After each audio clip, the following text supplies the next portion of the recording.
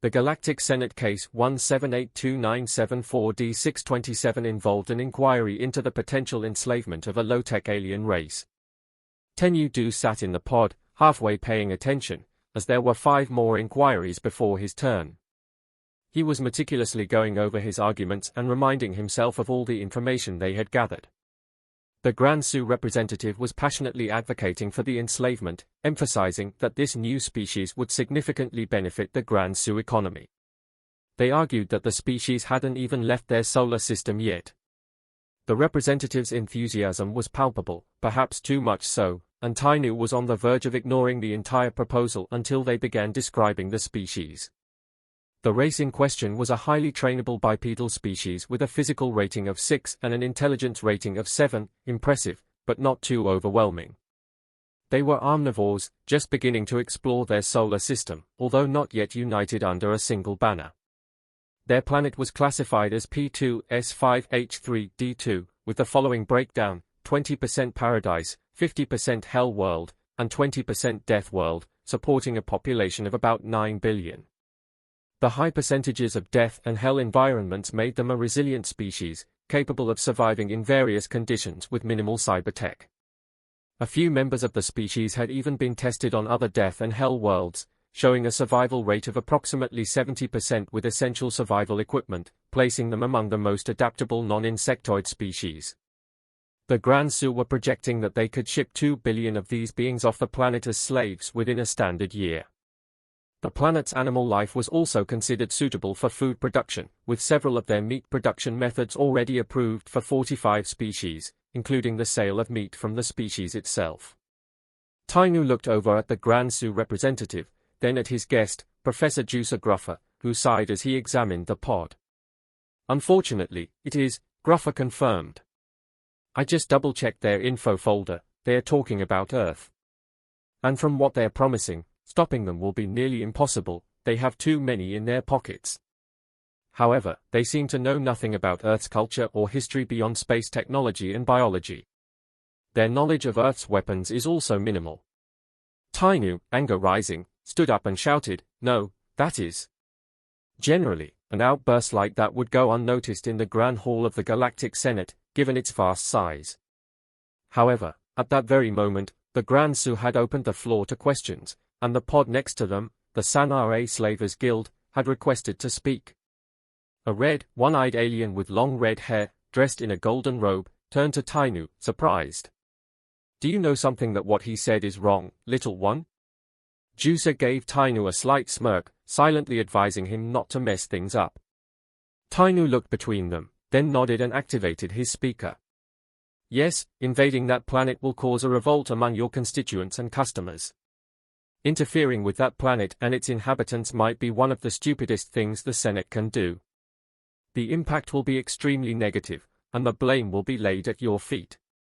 The president, a small green man with large pointed ears, leaned over his small desk and called Tainu's pod to the center of the vast room, next to the Grand Sioux representative. Tainu looked at the gray-skinned Grow, then back to the president. "Yes, Your Honor, it will lead to a voter revolt. These bipeds, or humans as they call themselves, call their planet Earth. They have contributed to the galaxy's peace and unification for over 100 cycles through many different means." "That's ridiculous," the Grand Sioux representative scoffed. "They don't have the capability to send even simple transmissions into deep space. Nobody has received any transmissions from them. We know, as we almost missed them when looking for them."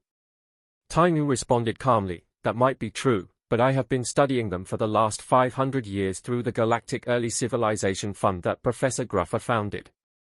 I came here today to formally ask to put the planet and solar system under my company's protective quarantine, as we noticed a motion to remove protection of GEC sentient beings." The president nodded to Professor Gruffer. "Is this true, Professor?" The professor stood up, spreading his large white wings, his almost golden hair gleaming like a halo around his head. "Yes, Your Honor, Earth and humankind are why we are here. My dear friend Tainu owns Gaia Limited, the galaxy's biggest entertainment and think tank. I think you all should listen to him." The Grand Sioux representative looked at Tainu respectfully as he realized who he was, and hushed murmurs spread through the crowd. The president then indicated that Tainu should continue.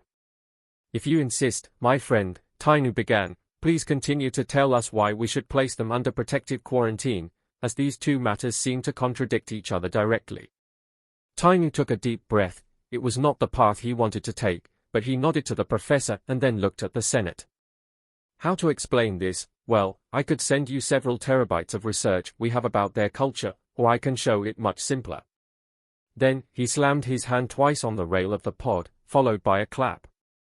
He repeated the procedure 2 times.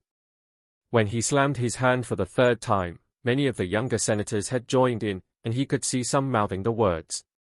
He smirked and stopped. They made it. There was confusion among the senators. "Was that an Earth song?" one asked. "What about this one?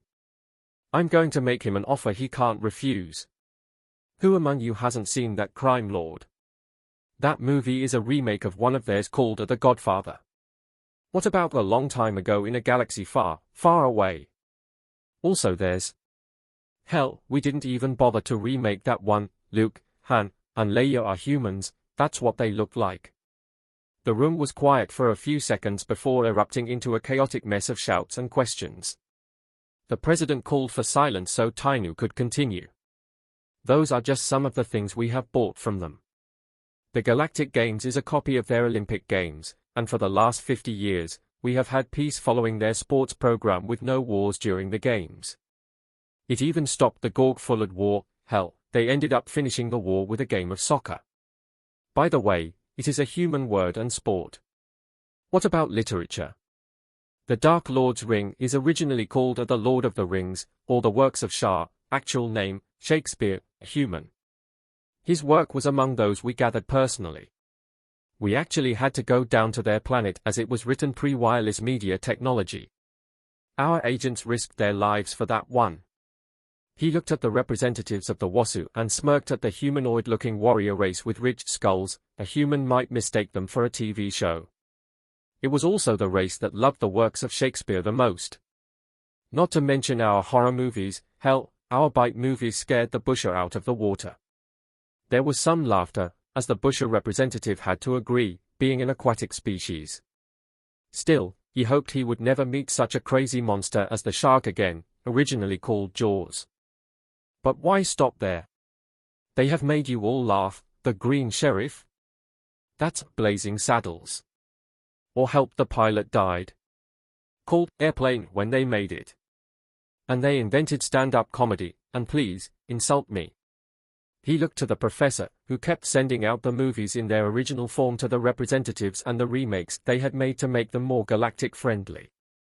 "Now, let's talk music. Who wants to tell your daughters they can forget new sync songs? That's K-pop for them.